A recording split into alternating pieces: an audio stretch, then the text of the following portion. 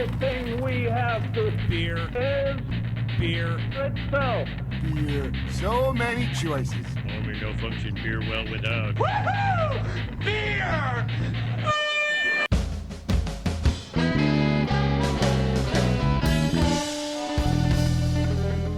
Hello, and welcome to another episode of Beer Busters, where we're going to bring you the news and reviews of some wonderful brews. My name is Dan Baker, as always joined by my co-host and brewologist, Steph Hefner, and our fermentertainer, Wayne Baker. And today, before I introduce the guests that are in front of us, I have to play a clip, and I'm pretty sure everybody's going to know why they're here, because we've talked about it, we've tweeted about it, but... Now for Operation Strike Make Go Longer. You know, I heard Skinner say the teachers will crack any minute. Skinner said the teachers will crack any minute. Purple monkey dishwasher. Well, we'll show him, especially for that purple monkey dishwasher remark. That is right. We have two of our great friends of the podcast here with us today. Gentlemen, if you wouldn't mind introducing yourselves again. Luke Bowen and Trevor Hayward. Gentlemen, thank you so much for returning again. You are officially our first three-peat of the podcast. Nice. The evil genii themselves. Yes. or geniuses, or... Yeah, we were debating earlier what the plural of that is, and we're not really quite sure, so we're just going to throw it all out. No, none of us were English majors, right? No, I mean, we have a teacher in the room, but... I'm on a third grade level. They don't teach the plural of genius at the third grade level? What sort of country is this? To be a teacher, you only have to read one grade above what you teach. We were both right. It's geniuses or genii. Oh. There you go. Well, it's both. All right. Thank you, Webster.com. All right. Thank you, Wikipedia. Yeah. Boo. Gentlemen, like I said, thank you for coming back. We have the normal rundown in front of us. Let's get into some news.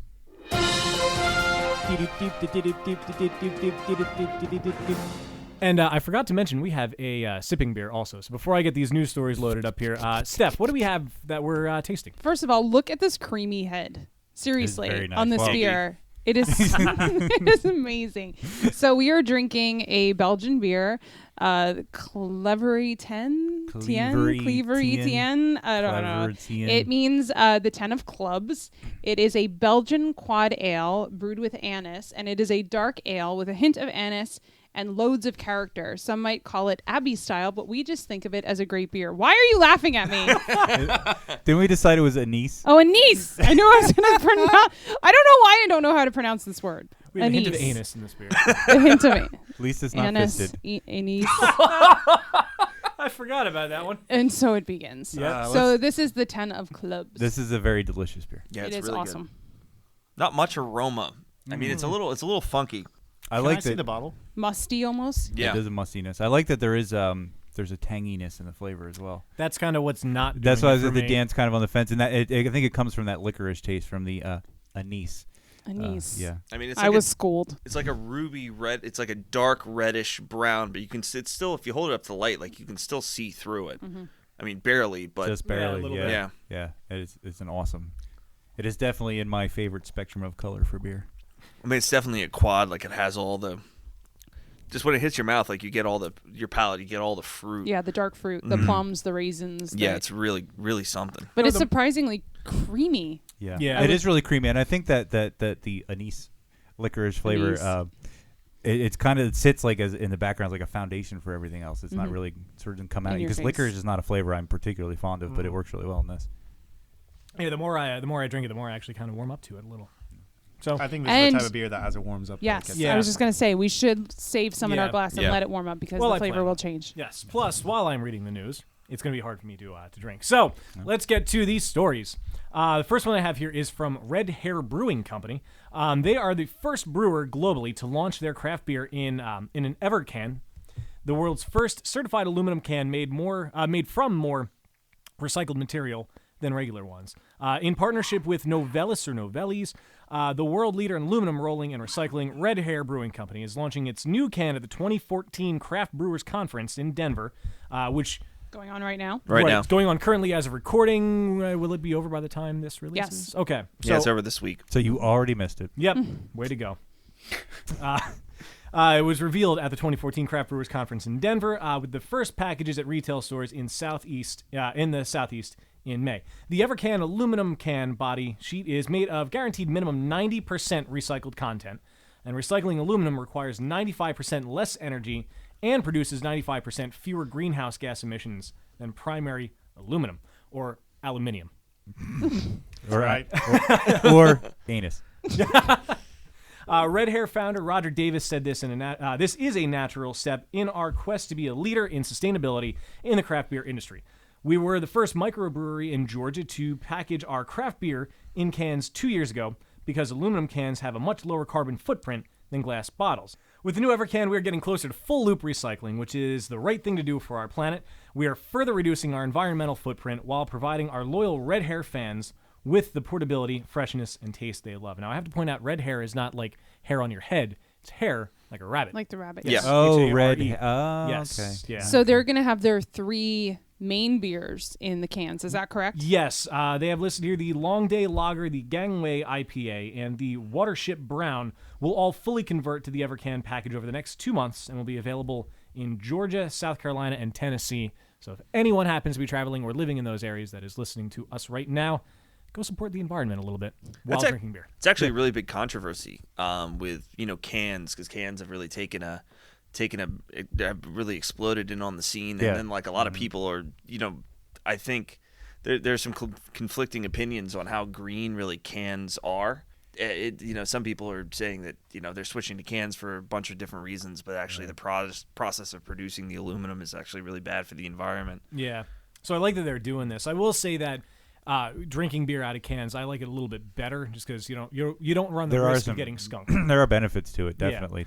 But if you're trying to look at sustainability, you're right. It could be a pretty big issue, which is why I hope this Evercan thing really takes off and other people look into doing it. Yeah, definitely. Yeah. Let's just start making cans out of cardboard.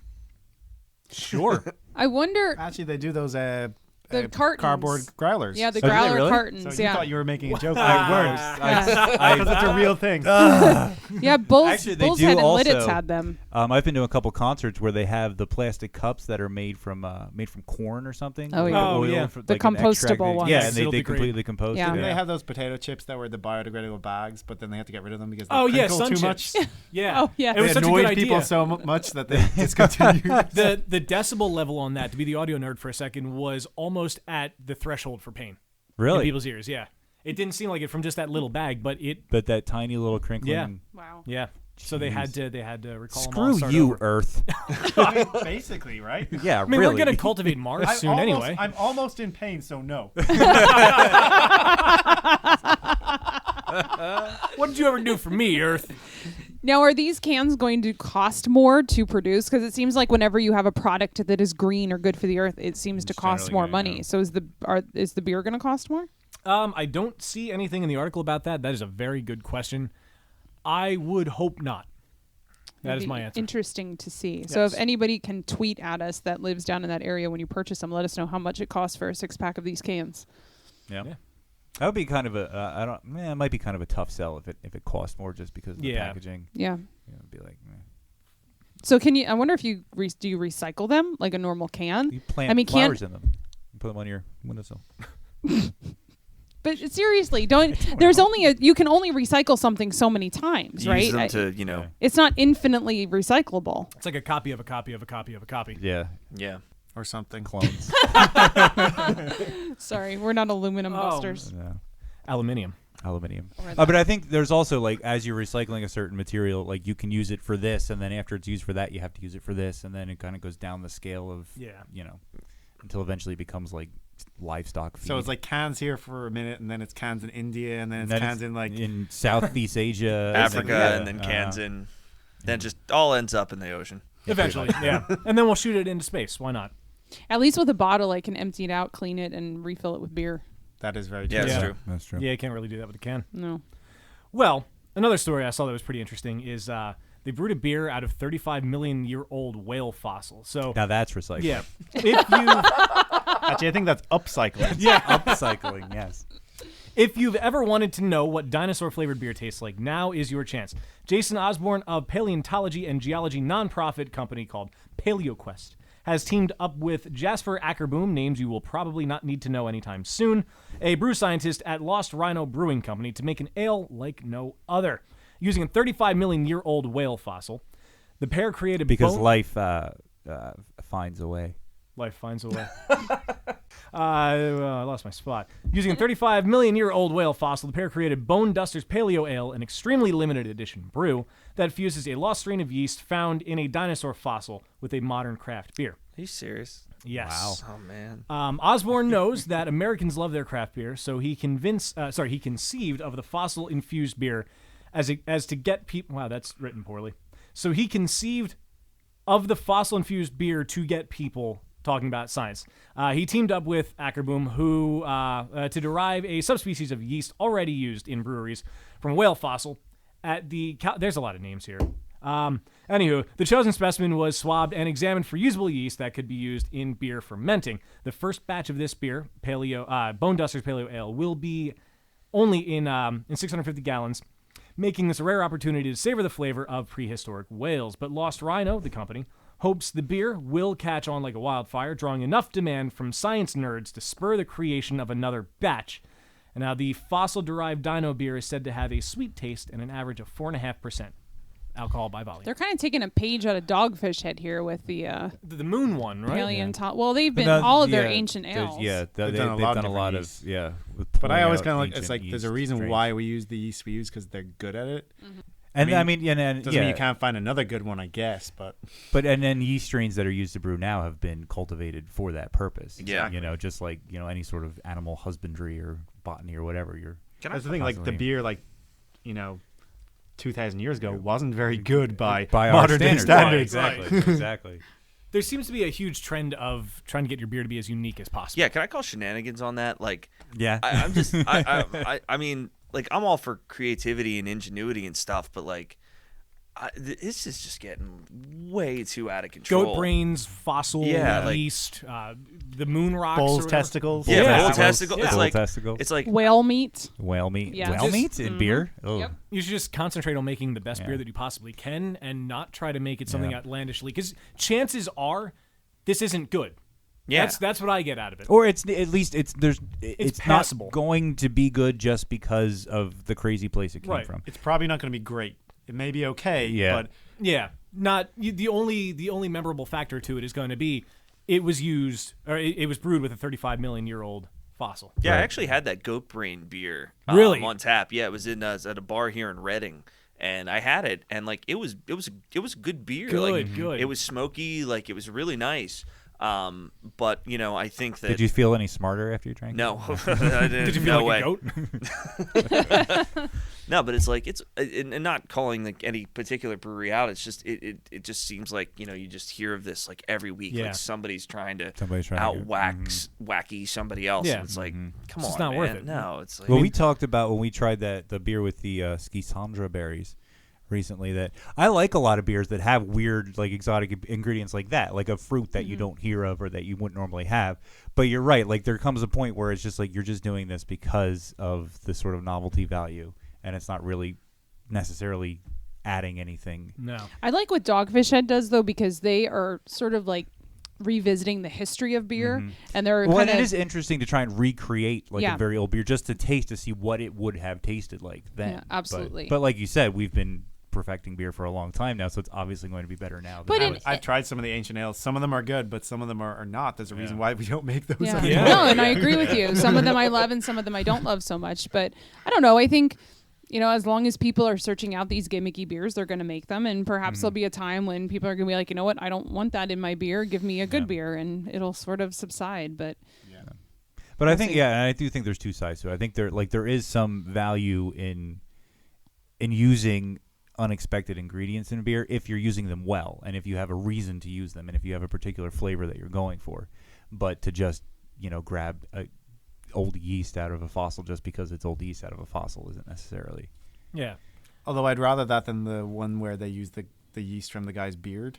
Oh, we tried that. We tried that. We had that on the show. Horrible, It was good. It was good. I wasn't blown away by it, but it was good. It was good. It was definitely. Yeah, I tried telling people about that at work, and nobody wanted to hear it, but it was good. And it was more so, it wasn't like they put the clippings or whatever in the beer. Just shaved over. Which is, nobody could understand that concept when I was explaining it to him. They didn't just, he didn't shave it over the beer or anything. It It was done the way it was supposed to be done. Just there was a lot of yeast that was in It's there. like, what, bro? Why do you have yeast in your beard? Yeah. Like, well, that's he's been brewing for how long? I mean, it's like becoming a part of him. It's like in the Pirates of the Caribbean where the guys become part of the he's been going ship. down on some really stinky. I was just gonna say. I mean, I feel like this is a slippery slope. First, it's beard, yeast. Yeah. What next? Where's the yeast coming from next? Taint yeast. Yeast infection. If he wasn't a brewer, how did the yeast get in his beer? Oh, it's because he's a brewer is a good excuse. Now we had mentioned Dogfish in this conversation. This morning, Dogfish Head Sam Calagione. I always get that right. Calagione. That guy. Calagione. Yeah. Calagione. Related an incredibly bizarre story at a panel discussion on trademarks, which caused the packed room to erupt in laughter. During the Craft Brewers Conference a few years ago, Calagione was addressing trademarks at a seminar similar to this one, and referred to the global conglomerate brewing companies as culture vultures. Not long after that conference ended, a corporate jet carrying lawyers arrived in Delaware. The beer company, which Calagione didn't name, questioned him in a deposition. It lasted 2 long days. He defended the trademarks for his chicory stout. And the pumpkin beer, right? Yeah, the pumpkin ale. I remember that. Yeah. And according to Calagione, he was told, "We wouldn't be here if you didn't have such a loud mouth." Yeah. Wow. All right. That was the highlight anecdote from that seminar, which was led by panelists Calagione, New Belgium, Kim Jordan, Weyerbacher's Josh Lampe, and lawyer Mark Serini of McDermott, Will, and Emery, which addressed a nearly standing room-only crowd of concerned industry members. During the seminar's introduction, Calagione remarked that there are only some odd million words in the English language and 1.3 new breweries opening every day. Trademark disputes are inevitable, and they are happening pretty often as well.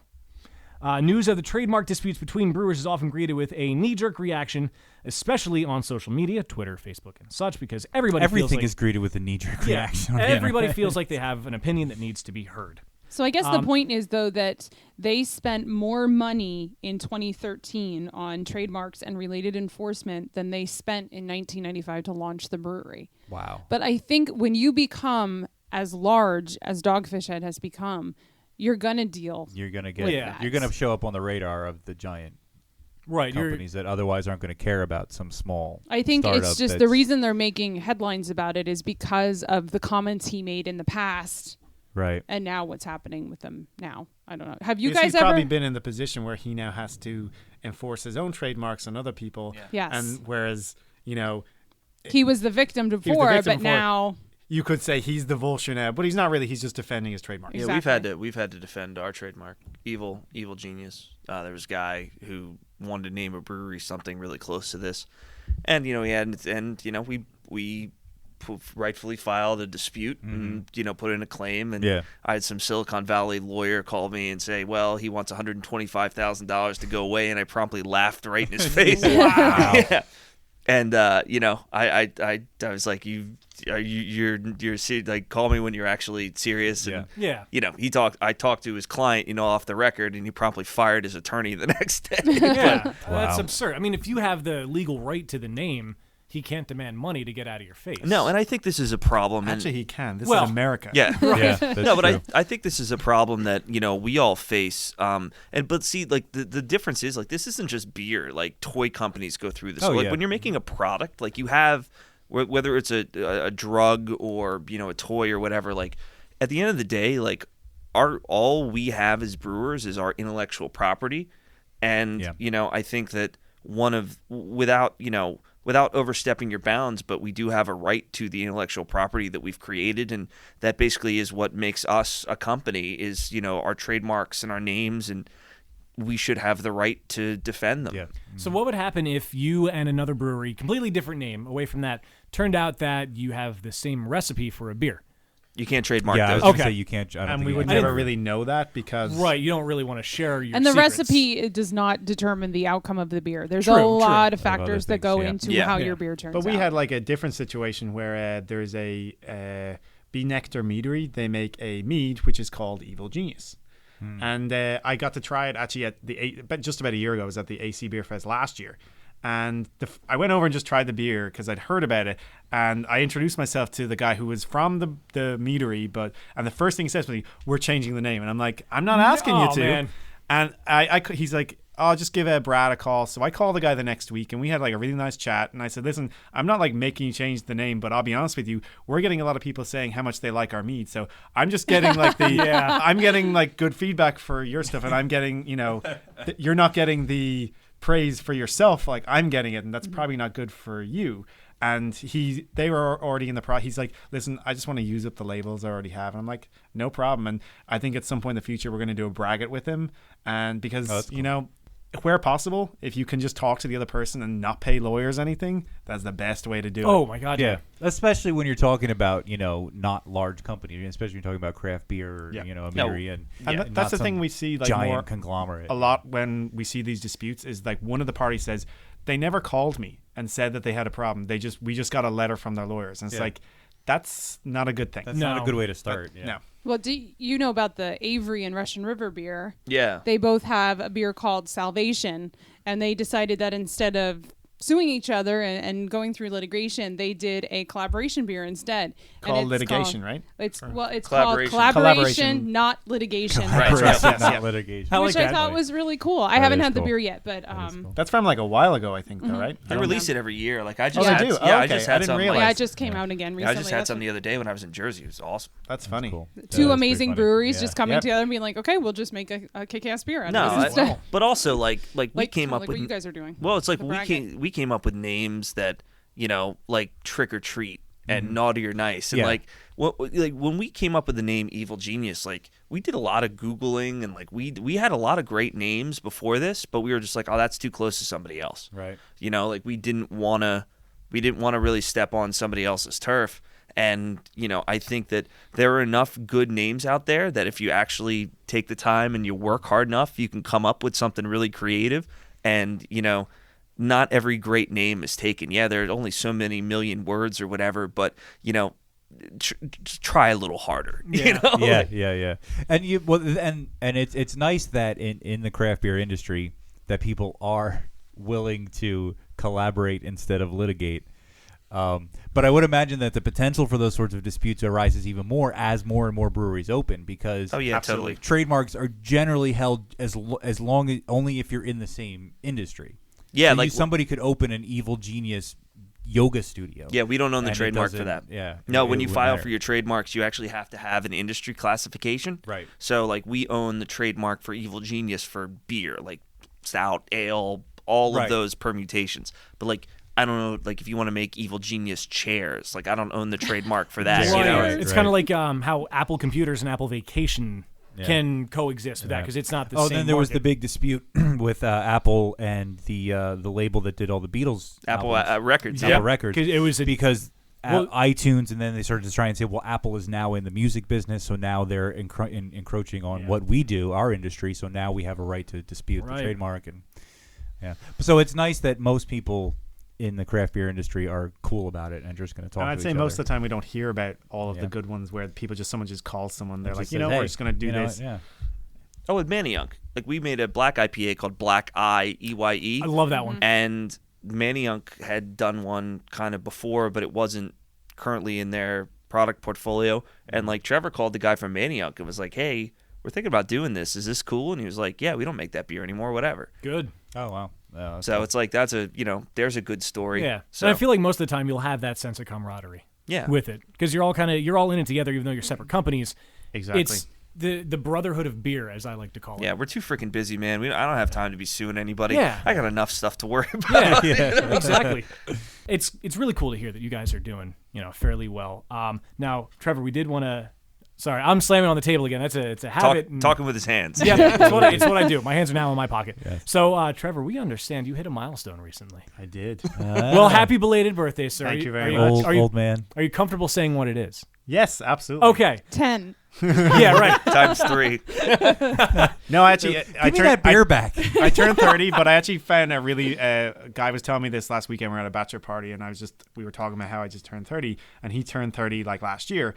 And he was saying, well, I actually don't mind it, because he's like, I didn't look that good for someone in my 20s. I look great now for someone in my 30s. I'm like, actually, that's a really cool way to look at it. Wow, I started noticing after I'm about to turn 32 in a couple months, but after I turned 30, I did start paying attention and noticing that some people thought I was younger than I was, and for the first time in my life, I was like, yeah, that's awesome. As long as I'm still getting carded, I'm happy. Yeah. Well, we went out for drinks that night, and like my brother's 6 years older than me, and we just went up to a local bar, and both Luke and I got carded, but he didn't, and I was like, yes. By the way, I texted my friend who used to live in Belgium to ask him how to pronounce that. That's why, and he said claviratine. Claviratine. All right. Can we just re-record that whole sentence since there were so many mispronunciations? Reminds me of old. Claviratine. You guys you're about to hit your 3rd anniversary for Evil Genius, right? Yeah, we're September, this fall, right? Yep. Because that's right. It was closer then. I went to the second birthday party last year. Yeah, that was a lot of fun. at McGillen's. Yep. Yeah, are you guys planning on doing anything like that? We're gonna again? do a birthday, somewhere. I don't know where, but somewhere. I think we're gonna do like a birthday week and do like some different things in different markets. That's a good idea. Are you guys gonna head up to Boston with that? Because I know you said you're shipping to Boston. We are shipping up to Boston. Yeah, just waiting for somebody to put in there. We don't want to get sued. Oh yeah, you only played 30 seconds of The Simpsons earlier. Now we actually did a charity event with the dude from Flogging Molly and Scott Hartnell, and he's actually cool, man. He's an awesome guy. So please, hey, remember me, dude? We donated beer. Don't sue us. But yeah, we would like to do something up there with them as well. Try and do something in most of our maybe markets. the Dropkick Murphys will perform for your birthday celebration. That'd be awesome. That would be really awesome. Maybe we have an in with them now for when we eventually open our own place, which we're obviously still working on. Because there's gonna be a stage. I know that much. Yay. Oh, that's cool. Certainly say that much. Yeah. That's Are you awesome. still looking at the Philly suburb area? We've got a couple places in the city of Philadelphia that we've been taking a hard look at. So without tipping our hand too much, hopefully we'll have an announcement before Philly Beer Week. The address is. But yeah, we've been looking in the city of Philadelphia, and some really cool opportunities there. So stay tuned. I'm just gonna throw in a request for South Philly because that's where I live. Nice. If I can walk Within to Evil walking Genius, distance. that'd be stumble home, of course. Totally. Yeah. Now your new beer, Purple Monkey Dishwasher. I had to think about the name for a second. I'm a huge Simpsons We fan. just did a bit on it. I know. What Whole is? thing.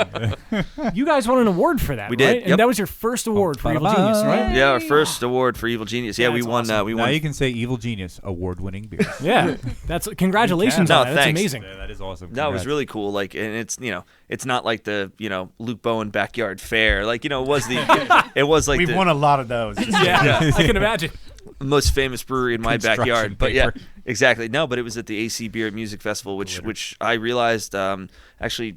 You told me it was like the second largest festival in the country behind the GABF. So Whoa. It makes sense. It's the second largest. It's 24,000 people over the 2 days. So that's a lot of people. Yeah. And I was like, when someone said, I was like, second biggest? Could it be? And then I'm like, I actually can't think of anything bigger other than GBF. So yeah, it makes total sense. Yeah. Yeah, the one they do in Boston at the World American Trades, the Seaport District. Beer Fest? The American Beer Craft Advocate Beer, does. yeah. That gets a lot. I don't know if it's 24,000. that's a but- cool festival. Yeah. That's apparently. like So what? it's coming up That's at the end of 3 May. days, 2 days, 3 days. Oh, Three it's sessions? 2 days, 3 sessions. 3 sessions, 2 Yeah. days. Yeah. You won it in the fruit beer Yeah, so it was category? like- Fruit/lambic category, which in my mind included is the, flavored beers. Flavored. So Well, anything I think flavored, it basically yeah. includes everything that doesn't fit into the other Any category. other Is that the category. category 17 that we talked about? Well, I think it's like 21 or 20. There are listeners that are probably like screaming the number right now. Yeah. No, when we did the Rule Wild 34. Ales, you talked about Oh yeah, the The- lambic category. Well, there's separate categories. Like, right, and you were saying the category. Well, I think it was 17 because I said it sounded like a sci-fi show. Category 17. Oh yeah, I remember that now. Well, and Yeah. sometimes they will combine categories if there's not enough entrance. Oh, right. Entrance, is that the correct word? Entrance. Entrance for a category. That happens sometimes. I'm not really sure how the categories went because we basically brought the beer in, and I think they selected what they went into. Mm-hmm. No, I actually You did? Oh, Yeah. you did do that? Okay, Yeah, I fair filled out enough. the sheet. These guys have excellent communication. Yeah. Yeah. Anyway, Yeah, we're like a real company and everything. The left hand. Well, it's funny how we found out. Like we actually accidentally found out that we won as well. No, so I Really? went in to get like a pour, and they're like making fun of the name, like in the office. They're like, "That's the stupidest name in the world," blah blah blah. And I'm like, "Yeah, it's my beer." And everybody shut up. no. It was like the needle coming off the record, and they were like, "Oh, that's great." I'm just like, just kidding. We love the name. No, I know, but I was like, "Why?" I was like, "What's going on?" They're like, "Oh yeah, you guys won for this and that." We actually took second place too for the hoppy amber of the Forsaken. Oh really? Yeah, so wow. we actually got 2 awards that day, so that was pretty that's cool. Awesome. So where are the awards right now? Who has them? Trevor, they're at his house. Yeah, Yep, is that they're what? sitting beside my bed. The mantle next to your Sure, nice. He cuddles I with was it. going to ask you to cuddle at night with. Absolutely. No, but I wouldn't blame you. No, but it's like it's nice to be recognized in any way. You know what I mean? Like it's cool because like Trevor and I, this was one of the first beers that we came up with the recipe like together, and we collaborated, he and I, on this beer and worked really hard on it. And it was nice to be recognized for the beer, and people love it. So go figure. We actually did something right. Was it voted on by people, or was it like a panel? No, of they had people like that judges. Yeah. Okay, that's still pretty cool. I mean, I think I would argue that's probably even better because they're people who their palates are a little more defined. So that's even more of an accolade then. Yeah, they had like a People's Choice Award, so people who at the festival vote on. But all of the actual categories were voted by a panel of I don't know how many people who are thankfully professional enough to not be swayed by the name of the beer. Yeah, exactly. Well, is it a blind tasting? Yes. So they wouldn't even know. Yeah, they just know. Yeah, there's just a number that goes on the growler or whatever. So. But I thought it was pretty cool to win in that category because I'm sure there was like a broad spectrum of different things. So it could be really easy to not win in that category, you know? So we were pretty happy. So. I would imagine. Awesome. That's really that's awesome. fantastic. Congratulations, guys. Thank you. I'm kind of surprised it took this long. Well, it's funny. Like we don't enter that many things, but when we do, we just kind of don't expect to win. So I totally forgotten about the fact that there was even a competition. Like we did the work to get them the beers that night, and then it was the next day. Like if we hadn't won anything, I would never have thought about that ever again. Wow. So it was actually even more awesome. It was like, oh, we won. Oh, yeah, we entered the competition. Yeah, the only things we've entered were like the GABF this year and the year before, and the AC Beer Fest the year before. So it's like we don't really, like we don't make beer to like win awards. Yeah. Like it's not like we just kind of make beer to sell it. So it's it was kind of. But the different for occasional us. award helps. Hey, whatever, man. It's whatever. It was still cool. Yeah, So. that was pretty awesome. Yeah. Again, guys, congratulations. Thanks very much. Fantastic. Yeah. It's been good. Cool. So from here, should we get the game going, Wayne? That sounds good to me. All right, cool. What do we have today? Well, it's happy for all, fun for all. Those who arrive survive. And play games. Welcome to another session of Happy Fun Time Games. It looks like you've been on the road a while. And today, the best part of waking up is beer in your cup. It's great. This is your brain on Happy Fun. Today, we will play round 2 of Jingle Beers. And the way this game works is I am going to tell you part of a beer slogan and then give you multiple choice question as to what the rest of the slogan is. So it's A, B, C, or D, so it's not, you don't have to know off the top of your head. And we're going to start to my left with Dan. And this one is for Heineken. And the slogan here is refreshes the parts other beers. Is it A, leave behind, B, cannot reach, C, miss, or D, are ashamed of? I'm going to go with A. You're going to go with A, Heineken refreshes the parts other beers leave behind. Steph, what do you think it is? I'm going to say B. You're going to say B, cannot reach. Luke, what do you think it is? I'm going to go with A also. You're also going to say A, and rounding it out with Trevor. I'm going to say C. Who is going to say C, miss. Steph is correct. The Yes! answer There is you go. B, refreshes the parts other beers cannot reach. For 30 years until 2005, Heineken used the slogan, refreshes the parts other beers cannot reach, in its United Kingdom advertising. In the mid-1990s, Heineken sponsored a late-night youth culture and music show, Hotel Babylon. This has nothing to do with the slogan, but it's funny. It did not end well. A fax that was sent in 1995, a fax, by the way, kids, is like an email that's sent through a printer. A fax from Heineken's sponsorship department in Amsterdam to the show's producers, Planet 24, explained that the demographics of the audience was not in line with the company's marketing strategy and that there was, quote, too high a proportion of Negroes, end quote. Oh. From Heineken's advertising, yeah. What is the Dutch word for Negroes? I don't know. I don't know if the fax was in Dutch. Bob Geldof, who's a founder and major shareholder in Planet 24, the company that produced the show, said Heineken could go F themselves as far as he was concerned. Wow. And rightfully so. Luke, I will say this. General rule of thumb, don't go with the answer I gave because it's probably wrong. That's awesome. Agreeing with Steph is generally a good idea, but Yeah. not always. No, it's funny. People like ask us for our fax number, like when we have to fill out forms. was like, "What's your fax number?" I was like, 0. Yeah. I'm sorry. What year is this? Yeah. Yeah, we have a carrier pin. Yeah. What's your pager number? Yeah. Can I telegraph you? Yeah. All right, moving along to the number 2 here, and Steph's going to go first on this one. Staying with big beers, this one is Budweiser, and the slogan here is, when you say Budweiser, you've A, said it all, B, said enough, C, made the right call, or D, obviously had enough.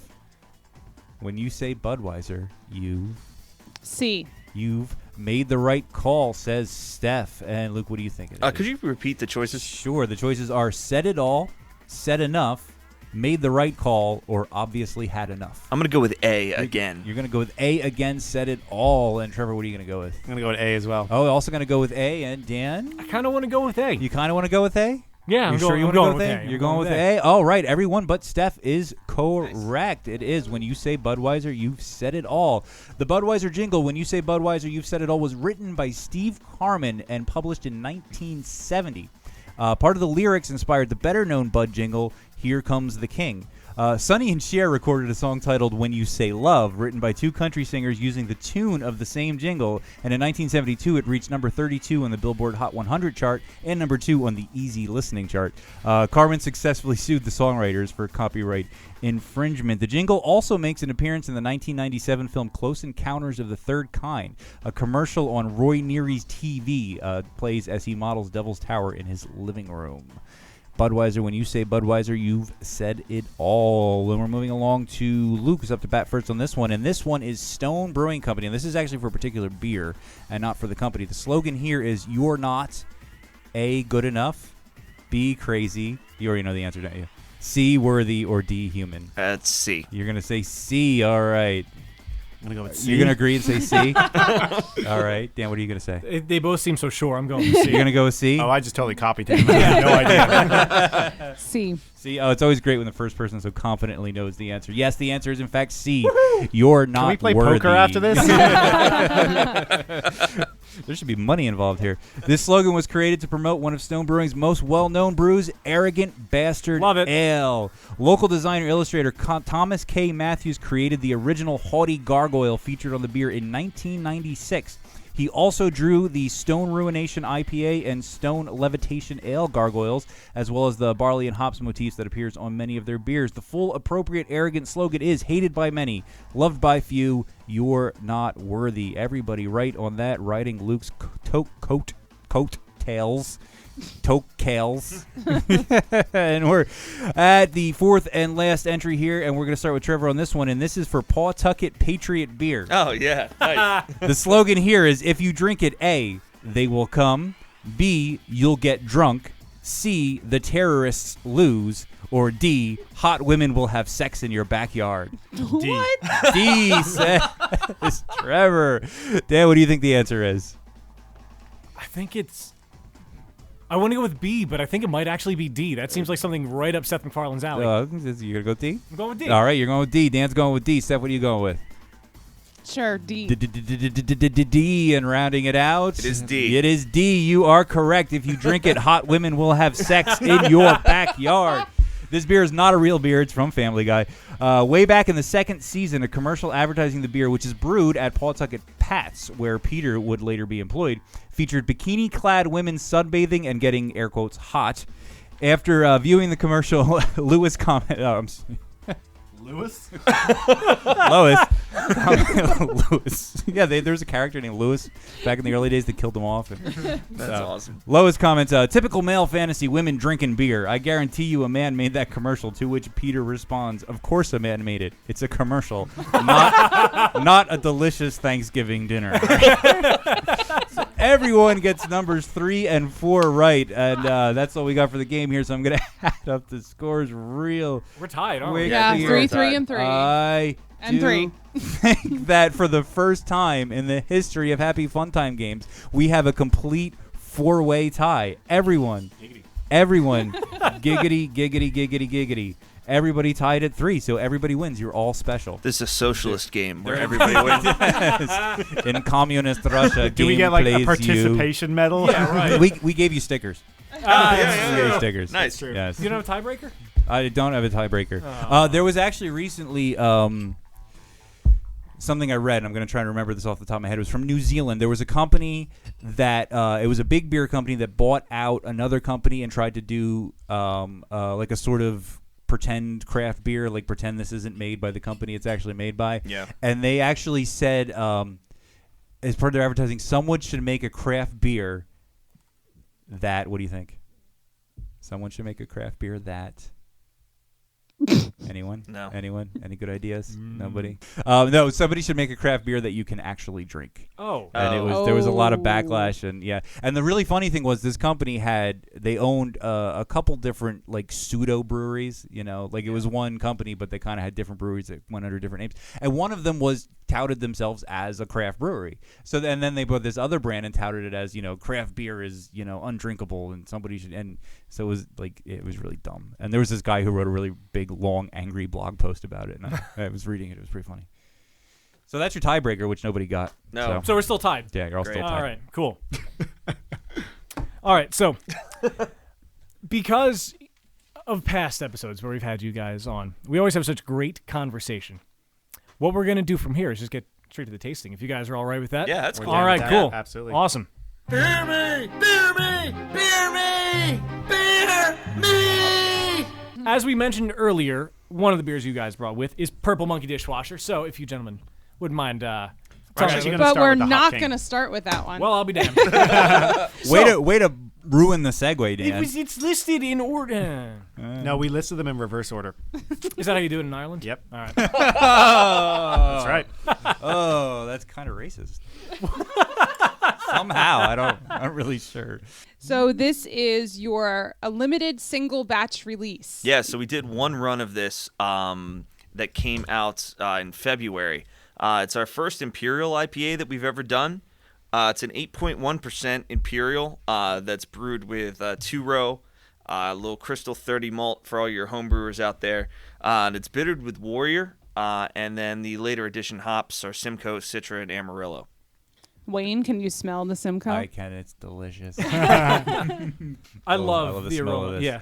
Yeah, it smells so good. It's really pale, like it's supposed to be super hop forward. Unlike the Evil Eye, which is a little bit more balanced, this is definitely, you're supposed to get a super aggressive hop aroma and flavor. And there definitely it is. featuring the hops and doing it very well. I really like this. We had, when we started brewing, so 2.5 years ago now, we really didn't have access to a lot of the hops we wanted to, including all 3 of those, because there was a shortage, and because we were new, we didn't have contracts, which is what most breweries have to have if they want to access these like more sought after ones. And so we got to the point where, because we signed contracts when we did start to have them in later years, we got to the point where we had access to all these. So we're like, let's use all of them in one really good beer. We could eke these out over the course of the whole year, or we could use a bunch of them now and make one really super beer. And we were delighted with how it turned out. Mission accomplished. Yep. Yeah, and it lives up to its name, Hop King. Yeah. And it it hides the alcohol really well, which could be a good or a bad thing. Yeah, So- it's dangerously easy to drink. It really is. What is it? 8.1? 8.1, yep. 8.1, 8.2. Yeah, somewhere. 96 IBUs, so I mean, it's a big beer. Yeah. I mean, the bitterness is certainly there, but you're right. The alcohol flavor is not. It reminds me of, what the hell is that beer? Yeah, that one. It was that good, wasn't it? It reminds me of what the hell was that beer? If I get it, do I win? Yes. Is this We now are the tiebreaker? It's the tiebreaker. Hop something. Is it Victory? I think Hop it's Victory. Devil? No, not Hop no, Slam? no, not Hop Slam. Hopopotamus? No, not Hopopotamus. Hop That's Road, River Hop Horse, right? Ranch. Hop Ranch? Hop Ranch. Hop Ranch? All right. Yes. I haven't had that in a while, so I don't know. Yeah, it reminds me a little bit of that. We actually won a contest. I haven't had it in a while remember? either, but Yeah, actually, we for Lehigh Valley Beer Week, one of our really good friends, JJ at Link Beverages in Coopersburg, which is a really good beer store if anybody's around and, the Lehigh Valley area, definitely go and check them out. They have an awesome beer selection. They're really, really knowledgeable people. He had a bunch of local breweries in to kind of compete against some nationally well-known beers because he's like, a lot of the local guys are making some really awesome beers, and sometimes all of these sometimes overhyped, like double IPAs and stuff that come out, really live on their hype, not necessarily their substance. And even though a lot of them are great, in my opinion, but it was cool to kind of, go head-to-head with one. So we went to head-to-head with Hop Slam. So there was a blind taste test where people would come in and he would serve beers under the table, and then put the cups out and say which one do you like better, and we actually beat Hop Slam in a blind taste test. Nice. That's awesome. Now, I'm not saying that our beer is better than Hop Slam because like it's obviously unique, but that's such an awesome beer and it's so well known to like even still be in the conversation, not like get blown out of the water by it. Like still, says obviously it was non-scientific and blah blah blah, but to like for people to actually really enjoy our stuff too, that was one heck of a compliment. Wow, so yeah. I mean, this is awesome. I mean, this definitely could stand shoulder to shoulder with all those big famous big hoppy beers that we've all. But some of those are awesome, but they are not always so drinkable. No, that's true. This is that's what I like about this. This goes down smooth. Hey, there's that word again. Yeah, like the negative of that is that you can drink like 5 or 6 of these so easily, and then tomorrow morning, tomorrow morning you're like, I drank 5 or 6 of those. Oh, yeah, the one that I poured, that was really easy to finish. Yeah, yours is gone already. Yeah. Oh, hey, Wow. look, there's more. Thanks. But wait, there's more. I have all the extra beer near me. Make it so. Yeah, so that's why you sit over there. Nice. That's right. Mm-hmm. Yeah, so for you home brewers out there, it's just, I'm not going to give away the whole recipe, but it's just an American ale yeast, just a White Labs 001 and 2-row and some Crystal 30 at various ratios. We do use some Belgian candy, not Belgian candy sugar. We use some sugar to bump up the alcohol to keep it little. We want to keep it as light as we could because that was what we were going for. But we want to keep that smoothness in there, and to get that alcohol up to there, that's what you have to do a lot of the time. So I mean, most homebrewers will have done that with different beers. Yeah, and like Vinny from Russian River like does that with Pliny the Elder, and like the guys from it's a pretty cool little trick because when you have a grain bed that's that large, especially if you're using 2-row, which is the sugar content in that is a lot lower than some of your specialty malts. Like you really have to add a lot of base malt in, and you can get some astringency and some not as some rough sort of flavors in the beer, and kind of doing it that way helps to sort of smooth out the edges and gives it a little added smoothness. So now, as far as the hops go, did you use all hop pellets? Did you use? It was all pellets. All pellets. So we use obviously Warrior and Simcoe are both bittering, and then Simcoe again for some flavoring along with the Amarillo and the Citra, and we did actually both a flame out and at Whirlpool and the dry hop as well to really it was like get as much flavor in there as you can. Yeah. So and it worked. Now this is a limited single batch. Are you planning on doing more limited single batches in the future? Yeah, so the Purple Monkey Dishwasher, which we're going to try next, is also like a limited sort of release. We're going to be doing a lot of those this year. We've got a couple beers coming up. Like we have a white IPA called the Siren, which is coming back, which I believe we tried on the show. We did, yeah, that's a good one. Yeah, really good. We have a pineapple Hefeweizen that's coming out for the summer called I Love Lamp. That's amazing. Oh, that's so cool. So that'll be out in May. So that's when you're coming back on the show, right? Yeah, that's right. Yeah, so we'll bring the Siren and I Love Delicious. Lamp. We're going to do a grapefruit pale ale called Turtle Power. That'll be out later in the year, and then I get a call from Michael Bay. So are you going to use grapefruit forward hops, or are you going to actually put grapefruit in? Both. Yeah, Very yeah. cool. So I mean, there's Actually, so many. you did something last weekend with the grapefruit in the Randall, right? Oh yeah, so we did. Oh, with Hop King, right? No, actually that was with Evil Eye. Oh, you did it with Evil So we Eye. were at Fiorentino's outside of In Lancaster Lidditz, in Lidditz, yeah, and we ran the Evil Eye through a Randall, which for listeners, it's basically like an infusion device where you can it's cylindrical and you can put hops or fruit, or I've even seen people put like fruity pebbles, Or like in Or chili peppers. Yeah, and That's what I put in my Randall. Or goat's brains or whatever. Or what? So we cut What have you? We cut up a fresh grapefruit and ran the Evil Eye through it, and it was unreal. Like it was so good. Like I literally couldn't. I mean, we had to give, for the people attending the tasting and the meal and stuff, we had to like give it away. But I was seriously considering just like hoarding all of it. I was like, this is so tasty. But yeah, like we're gonna, there's so many hops. Like as a home brewer, like there's so many hops that just sort of lend themselves to that flavor. And we're gonna add some additional grapefruit into there too. So it should be really yummy. Are you going to use the Evil Eye base recipe, or is this a whole new IPA recipe? It's kind of a whole new recipe. Like, it's gonna be relatively pale, kind of like the Hop King, and then we're still working out which hops we want to use, but it'll probably be pretty Citra heavy because that's a grapefruity hop. Absolutely, yeah. So it'll probably be pretty Citra heavy, I would assume, and like all of our beers, I'm sure it'll have Warrior in it. We use that just about in every beer that we make because it's awesome. Tried and true. Yeah, if it works, it's the best hop. It's incredible. Warrior and Tettnang are the two best hops. You heard in it the here world. first. Warrior, the best hop. No, you have to tell people it's the worst so you can get Oh one. yeah, it's the worst hop ever. and No one should use it. No one Rank. should use it for any beer. Tastes like mold. Yeah, it smells like sweat If you're a brewer, it's the worst hop. If you're a And beer drinker, yeasty. it's the best hop. and yeasty beard. But we got to the point where we've been releasing obviously things in kind of seasonal ways where they're around for 3 or 4 months at a time. And the problem with that is for the end customer and as well as like the retailers is that people really want the beer when it first comes out, and then it becomes a little bit of a struggle after the fact because it's not new anymore. And we all do it. We walk into a bar and we go, well, haven't I had before? Like, I do it all the time. Yeah. And it's the same even in the, like, I was at Wegmans for a tasting tonight. Like, it's a big browser shop. People are picking up things that they haven't had before. Right. So the beginning of the year, Luke and I sat down and said, why don't we just do a lot of beers throughout the year that we kind of do them once. We'll do them again next year. So it's not like it'll never come back again. So if you do like it, you'll get it again. But, we'll just do them once. We get a great, response from it. And then we move on to the next one. And it's been working fantastically so far.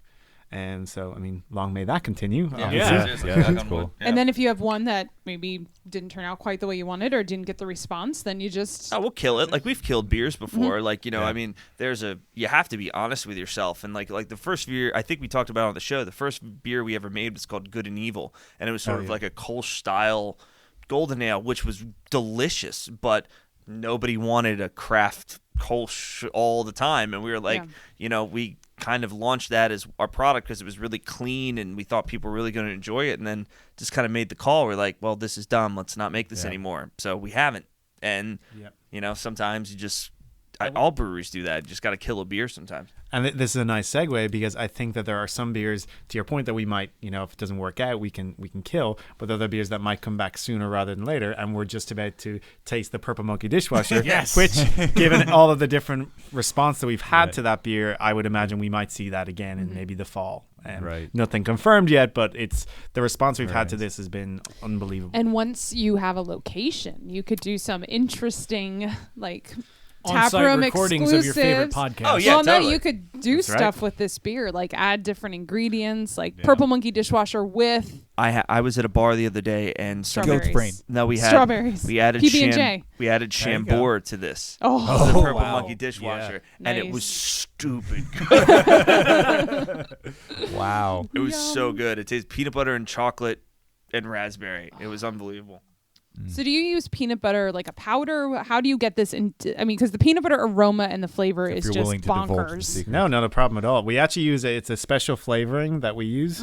So you can see it on the bottle where it says natural flavor. And basically we tried before, and it's the same with the chocolate that we use in the beers. We tried before where we would make the chocolate syrup and stuff. The problem with the control, and you'll know this from homebrewing as well, is that you can end up with extra fermentation after the fact. And we saw that in some of the beers from a couple of years ago. And so we were really trying to figure out a way to do these beers without having to worry that if the beer gets more than a couple months old, that we're going to have we've never had bottles explode, but they start doing that. You open it, slowly starts rising, And you're like, that's not good. So it's like a slow motion tidal So- wave. so that's actually what we use, and it's actually what a lot of the other brewers are using. I think Springhouse uses they use the powder, I believe, but I know that the guys down at Duclaw they use an artificial flavor for the peanut butter in their one. But what's nice about it is that it's alcohol based, so you don't have to worry when you add it after the beer is finished in it giving any sort of extra fermentation or it causing any sort of infections because it's alcohol based. And it means you can control from one batch to the next how the exact amount, so one batch won't taste different to the next one, and that's obviously very important. Absolutely, yeah. Yeah, because anything you add into the boil or on the hot side, will automatically disinfect whatever kind of critters are present. But if you add anything on the cold side, like post primary or second or in secondary, you just run such a risk. You have to boil all of the inputs, and by doing that, you get A, astringency, B, you lose all of the flavor from it, and it's a great way to and it's all natural, it's cut with a benign alcohol solution so that it's totally disinfected. Right. So you can use it, it doesn't add any ABV to the beer, but you're totally safe to But use it on the it's cold sterile side. coming in. Yeah.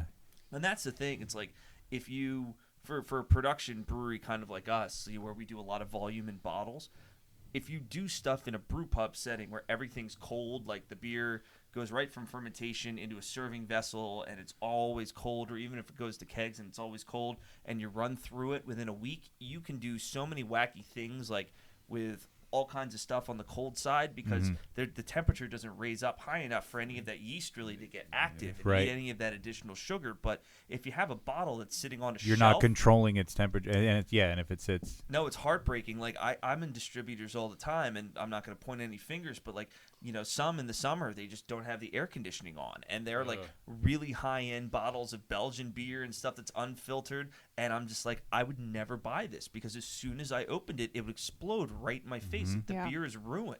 And unfortunately, like, that kind of customer experience, you know, we get blamed for as the brewery, because like it's our name that's on the bottle. Like nobody ever thinks like, okay, how's the distributor caring for it? How's the wholesaler caring for it? Like all of the things that happen in the supply chain from when it leaves the brewery till it gets in your hands, and that's just such an issue for us, and I think all craft brewers everywhere. I think it's very specific as well to Pennsylvania, where a lot of the beer distributors they're just a warehasse. And I've been to ones where they don't have air conditioning, but they also don't have heat.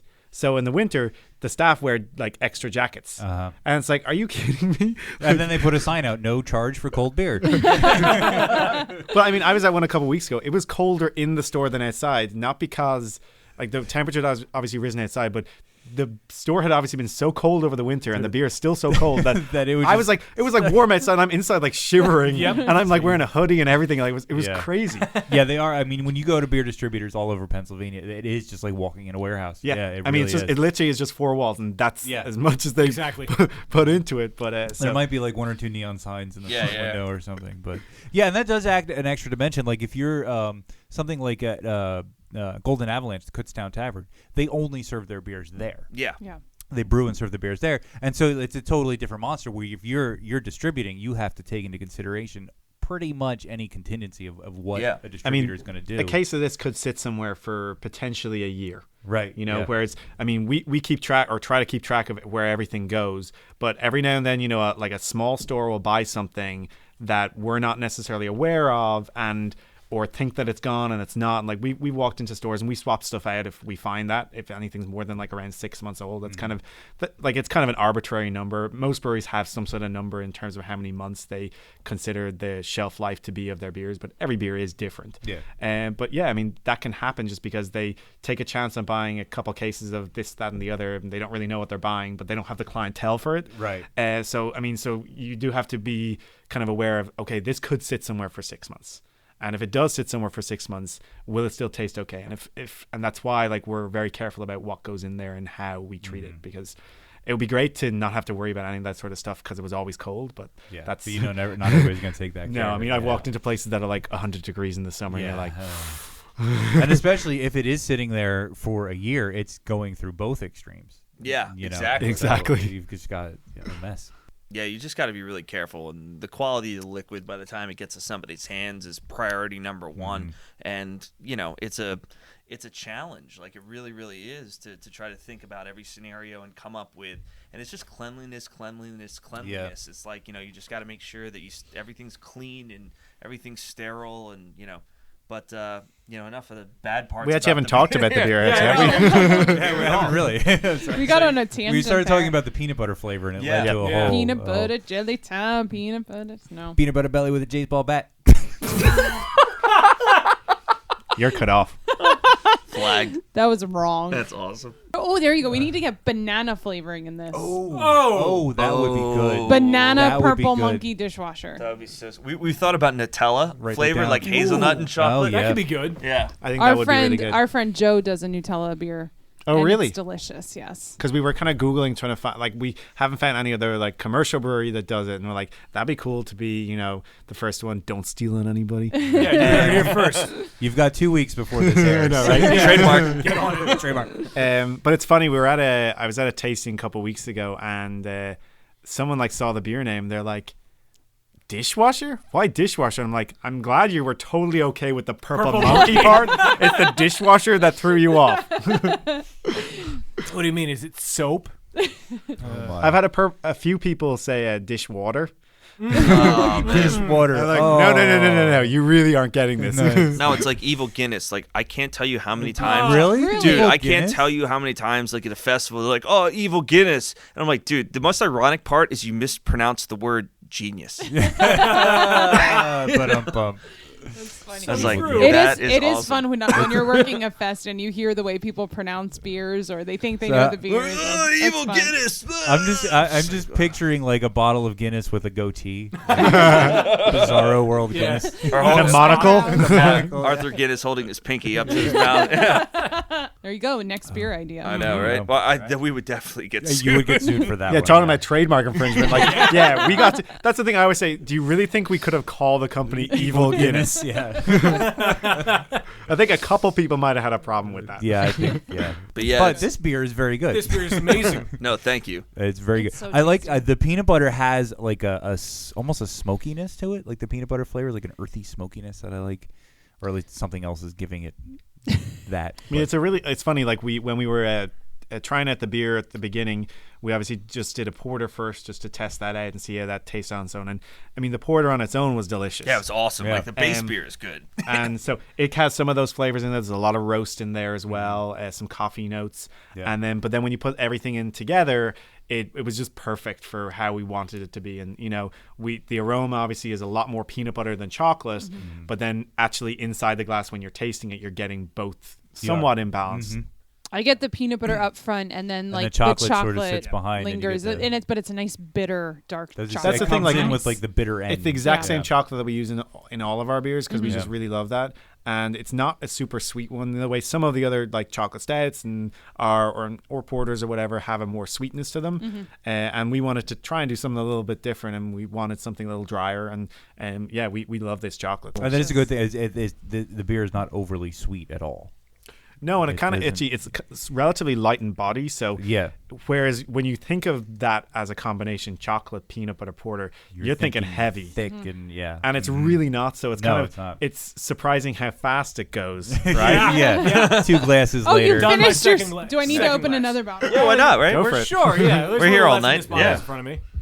This is very good. Thank you. I Yeah, really do it's like it. it's one of our favorite beers that we've done, just because like we had this name shelved for a long time. Yeah. like it was something that was kind of like an inside joke for a while. Uh-huh. And Trevor was always like, "Dude, we have to call a beer Purple Monkey Dishwasher." Yeah. And I was Might like, as well. absolutely. If you guys like, I mean, it's the most ridiculous name. It's stupid, really. But at the same time, like, and there's actually after we did the press release for this beer, and you guys know Philly Beer Scene, the magazine. Yes.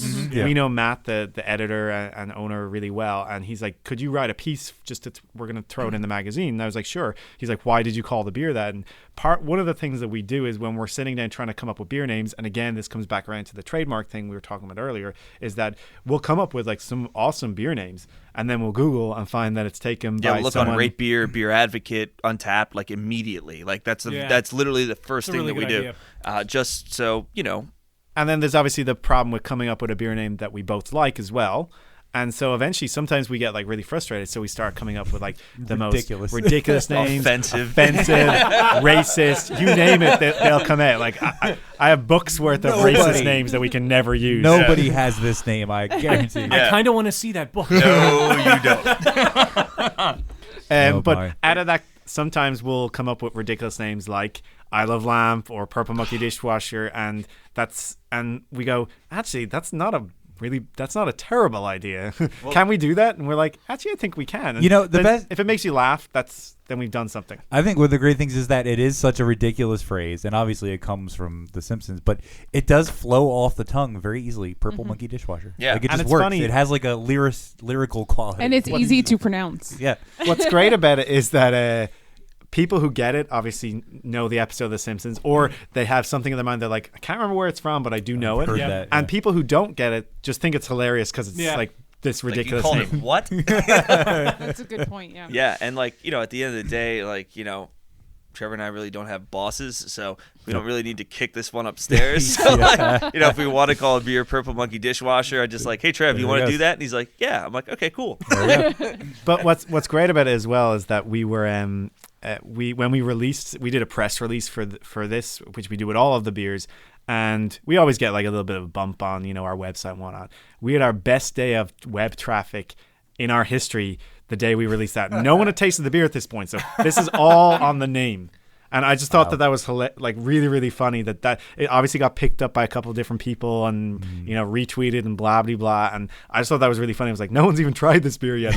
And we're getting all this like press for it. And I'm like, then I guess it's done, the marketing side is done. It's working. It works for itself. Yes. Yeah. And then because you can find it, but you can find it like at all of your local distributors, including your grocery stores. Like we have something going with Weiss Markets right now where they have stacks of it, and Wegmans has stacks of it. Yeah, so it's like we want to thank obviously everybody who's brought it in, and also the awesome feedback we've gotten like on Twitter and Facebook, like everybody, and on Tap, like everybody being like, dude, this is awesome, and like that's so good. That's the coolest thing. Yeah, it's like our highest rated beer on Untapped right now. It's yeah. So it's all the people that have actually gone out and bought it, which is so thank you, but like all the people have also who like let us know that they really dig it, because it's kind of a risk, like it's a weird beer to put out there, so we took the risk, and the fact that people really enjoy it is just makes us super happy. So I love the purple label too. I mean we couldn't go any other way, right? Honestly, when you walk into Wegmans, those boxes stacked there, that is the first thing that you see when you walk into the beer department. It is purple. It's so eye-catching. I love it. And it's not just purple, it's like a really it is fucking purple. It is. Is that our first?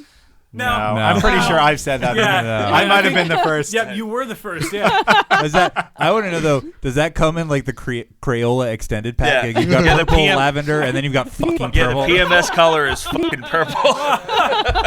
What the only negative about the beer is that when I have to type that out in any email, Purple Monkey Dishwasher chocolate peanut butter porter, it might be like the longest thing to have to type out. Here's what you do: you do it on your phone, but you create a keyboard shortcut There you for go. it. There you go. That's not a bad idea. I gotta say, we call it PMD a lot. PMD. I typing out Beer Busters podcast. Yeah. It's not quite as bad as Purple Monkey Dishwasher chocolate peanut butter porter. But Beer Busters podcast is almost hard to say Beer as well. Busters podcast, Yeah. But now I can do it with my eyes closed. That's funny. That's true. awesome. At first, when you were plugging the website, you could never say it. info@beerbusterspodcast.com. Hey! So these two beers, are you going to have them at the festivals coming up? Yes. So I think we are going to have them at at Stouts. We're going to have the IPA, because that's an IPA fest. Of course. So we're going to have the Hop King there.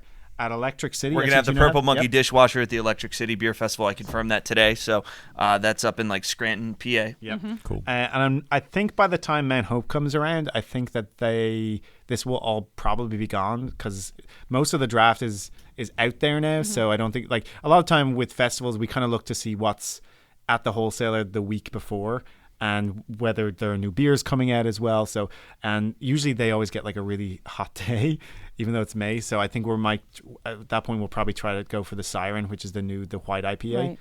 Will the pineapple Hefeweizen? No, it will not be. Yet? It won't be. It will not be ready at this point. No, I think that's going to be more waiting towards like the later half of May before that actually gets out into the market. So April 26th, you have the Stouts Brewery IPA Fest, the Electric City Craft Beer Fest, and the Manioc Craft Beer Fest. And then May 3rd is Washington's Crossing, which that is one of my favorite beer fests awesome of the whole event, year. I love that event. And then on the May 10th, you have the Mount Hope Brew Fest, the Greater Northeast Fest in Philly, and the Yardley Beer Fest. That's right. Yep. So how are two of you going to be three places at one time? We have we clone ourselves. No. We have people. Each generation gets a little dumber. No, Trevor's brother, who's now a partner. We're like in the 99th generation here. No, but we actually have two new partners. Trevor's brother David is one of our partners now, and also our friend Jeff, who actually lives up outside of Boston, who actually does all of our graphic design work. He's one of our partners now. Awesome. So Cool. we have a couple other people sort of on the team. We also have some really great brand ambassadors too, who have been doing tastings for us and doing festivals, and they're just amazing. So actually, one of them got the Love, which is on my T-shirt, which has our logo in the I love that art. one. Yes, one of our listeners won one of those T-shirts. Yes, I did. Yep. He got this tattooed on his arm. Really? No way. Oh, wow. Yeah, that's commitment. I saw that on your website. Yeah, Is our buddy that Kyle. And Yeah, it's That's funny. I commitment. posted it on my my personal Facebook page, and I like cropped his the bit, and I was like just post there saying thoughts. to just give the impression that I had done it.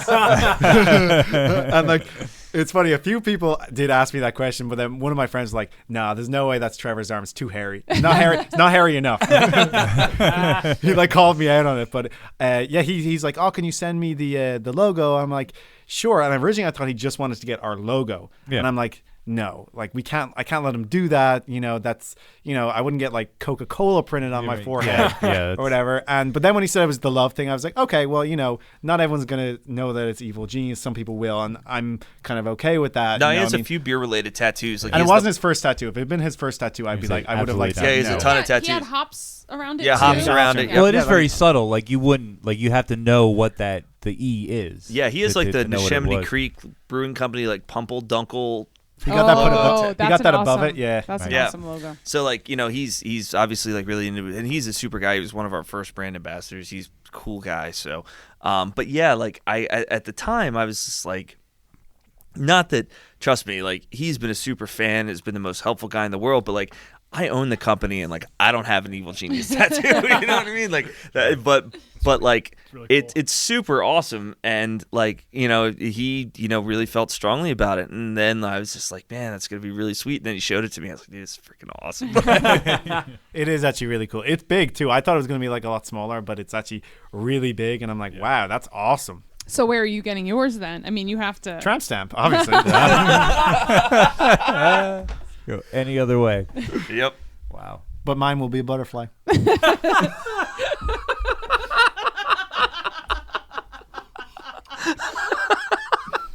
Because of course it will. Yeah. It's always the quiet one. Yeah.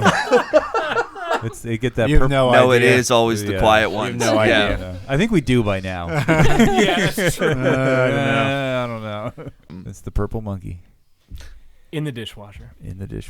No, it's funny because like you With the Google purple monkey dishwasher, because we were just like trying to think. We're like, all right, what's the logo going to be for this? And there's so many like iterations of purple monkey dishwasher like online. Like so many people have created like characters or whatever like around. Steph's looking it up right now. Like my favorite one is like it's actually a dishwasher that's purple, but also kind of looks like a monkey, so it has little arms. Oh wow! Oh, I see it. He's holding a banana. I want to see it. Oh my gosh, it's hilarious. That's awesome. Everyone There's a few needs others of to like Google actual this. purple monkeys like washing dishes. Yeah, washing the dishes. But I like the actual one that is a dishwasher Yes, itself. I think that's a great definitely the best one. I love it. I've realized with the beers that you have with chocolate, why I keep going back to them. You've capitalized on my inner fat kid. Nice. Hey, mine too, man. It's also my outer fat kid, so that's the problem. Holy crap! There's a nail polish called Purple Monkey Dishwasher. Oh, really? It's even sparkly. Oh, that's awesome. I did see that before. I need this nail polish. Is that available? That looks like it would be available at Hot Topic. Probably. That's awesome. You have to drink this 15-year-old while me would be getting there. that. When you said that about the chocolate, that just reminded me of the other Simpsons thing where with Homer chasing the German kid. Don't chase me, I'm full of chocolate. Oh my god! I just immediately pictured that world of chocolate that he goes prancing through and eats everything, like rabbit's ears and the desk and everything. Oh my god! No, dude, we love The Simpsons, and like it was, don't sue us, Fox, but like, but it was more of an homage than anything else. It's total homage. Yeah. But the funny thing about it is, like, when you say it's an episode from The Simpsons, people are like, oh, I don't watch that show anymore. I'm like, no, this is from 1994. Yeah, you were watching it back then. Exactly. Yeah. This is back when people used to watch The Simpsons. To alcohol, the cause of and solution to all of life's problems. That is the background of my phone. That's awesome. That's awesome. No, but it's I mean, there's so many funny things, like, because we draw stuff from pop culture, like, all the time. Like, we all say giggity or what, there's just all this amazing stuff that's just sort of out there that, everybody relates to. Like, I remember, like, this, like, when The Simpsons were on, like, that was it. Like, that was the prime... The early, mid-90s. That was it. It was, like, really edgy and, like, really controversial and stuff, and... like the jokes, like when I was in school, like that's what everybody would be talking. Came on like I think Thursday nights or whatever, and that's like what everybody would be talking about. I remember when it was on Thursdays because Wayne, I had a deal with Mom and Dad. I could stay up past my bedtime to watch The Simpsons. To watch The Simpsons. Yeah, I remember in exchange for what? I don't even remember. I was just so happy I could watch The Simpsons. A deal tends to mean that both parties get something. So mutual benefit. It just meant that you didn't like talk, or you just shut up for the rest of the week. Probably, yeah. It was like, oh, The Simpsons. No, shut up, Dan. You ate your vegetables, right? Yeah, eat more broccoli. Yeah. There you go. There's a couple of early episodes of The Simpsons from like that era that just stand, like the one with the what's the sound of one hand clapping, and he does the thing with his hand like listen. And there's the one where he tries to Homer jumps the gorge on the skateboard. The one where he eats the wrong part of the blowfish. And that's the one. Yeah. That one was There's deep. like classic. That's like a really early Those really are the early. ones that stick out for me. I like It's just a little airborne. It's still good. It's still good. I've been addicted to the Simpsons Tapped Out game on my iPhone for 2 years now, and I love every minute of it. That's funny. Yeah, if you haven't played it yet, play it. It's so good. I can't describe how much I love this beer. To be completely honest with you. Thank you. No, I mean, so I take it that's your favorite. Of course. After I was saying, obviously we had this great response just for the name, but then obviously we got to release the beer, and it's been, other than pumpkin beer, which obviously all pumpkin beers sell ridiculously fast because they're ridiculous, but it's been our fastest selling beer. In fact, I have to look back, it's probably even on par with that, how fast it sold, which is at least from our wholesaler out to like all of the different retails and stuff. So we couldn't be more happy with that. So we're definitely going to see this again later in the year. Oh, thank God. Yeah, absolutely. And people like either get it or they don't get it. It's like with sour beers, like we were talking about earlier. People are like, you put what in beer? And then there's some people like, oh my God, this is amazing. Well, as soon as you guys told us about it, I almost lost it. Because I think this is the perfect combination. Well, it was the name, but also the combination of what's in the beer. Porters are one of my favorite styles. Yeah. Chocolate porters are phenomenal, but then you throw in the peanut butter. Yeah. And you've got me. Yep. It was the purple that sold me. If you could just put sex in that bottle, Dan would never leave his house. Purple Monkey Dishwasher. Maybe there is. If you drink it. Whoa. They have bottled sex, Wayne. If you drink it, hot women will have sex with you. Oh, is that how it works? All right. Well, no, I wish it did. I've had like 3 glasses already, so like, I'm still waiting. On that note. Yeah, anyhow. So I noticed while browsing the interwebs, you guys have a Tumblr. Yes, we do. Yep. That's phenomenal. evilgeniusbeer.tumblr.com, right? Yep. Yeah. Awesome. We used to blog, like when we started the company, we blogged like every week on Tumblr.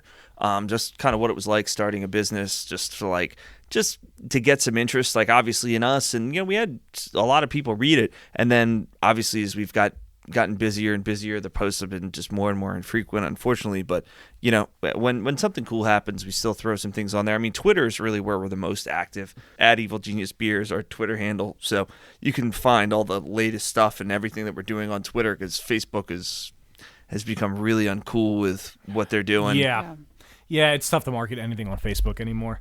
But with Twitter, it's a lot more in the moment. So if I know interactive. Yeah, that too. Like I'm going through and I'll see like, oh, Evil Genius is at Wegmans Collegeville, for instance. Yep. Yeah. If I were in the area, I would go. But that's a pretty long drive, and I wouldn't be there by the time you guys are done. Exactly, and that's what we like about it, is that it's so interactive. Is that like you'll post something and people are favoriting it and retweeting and all that sort of stuff, and they're replying to you, and it's so I like it so much better than any of the other platforms. And we're really only starting to kind of get going on it, and we've really only started like focusing more on that in the past few months. But I really like it. Have you tried this new thing called MySpace? I've heard it's awesome. Yeah. Zanga? No, but it's like I like download music from that for my Zune. Yeah, I was trying to fit in a Zune reference and you beat me to it. That's awesome. No, but we like connecting with people like through social media because we're not that far removed. That sounded like really dirty. We like connecting with people through social media. Well, in more than one way. Well, of course, all the beers that we've tried tonight will be checked in on our Untapped, and I can't recommend them strongly enough. 1 star. 5 will be an understatement. No, 8 dishwashers. 8 dishwashers. Yeah. What shade of purple? 7 giggities. 8 lavender dishwashers. No, there you go. No, thank you guys. We appreciate it. Yeah, thank you guys for coming back. You guys are going to be at Chill the Frick Out? Oh, yeah. Oh, that's right. Yeah. Carrie just posted on our page. Very cool. Yeah, that's our buddy Carrie. He's the man. And so it's a Firkin Festival at the Gables. May 19th, a Sunday. The Gables is in Chad's Ford. It's a really nice, like, high-end restaurant. Their food is awesome. It's a really great place. And our buddy Carrie, plug for him. He writes a blog called In My Experience. Oh yeah, damn. Yeah. Steve Armstrong introduced us to his blog when he was on last time, because I know Steve's going to be at the event as well. Yeah, Carrie's a cool guy, and he's like a peanut butter beer fanatic. Like, he literally drives. He just tells me these stories. Like, he drives like hours and hours to find peanut butter beer. Like, he's nuts, but he's a super cool guy and really, really knows his beer. And we're doing Firkin Festival with him at the Gables on the 19th. So, do you know what you're bringing a Firkin of? To be announced. TBA. Ooh. Do you know, or you don't know yet? To be announced. You know, but you're not ready to share. Or I have no idea. You probably should have asked me. Yes, Trevor. Hey, Trevor, what are we bringing to the Firkin Festival?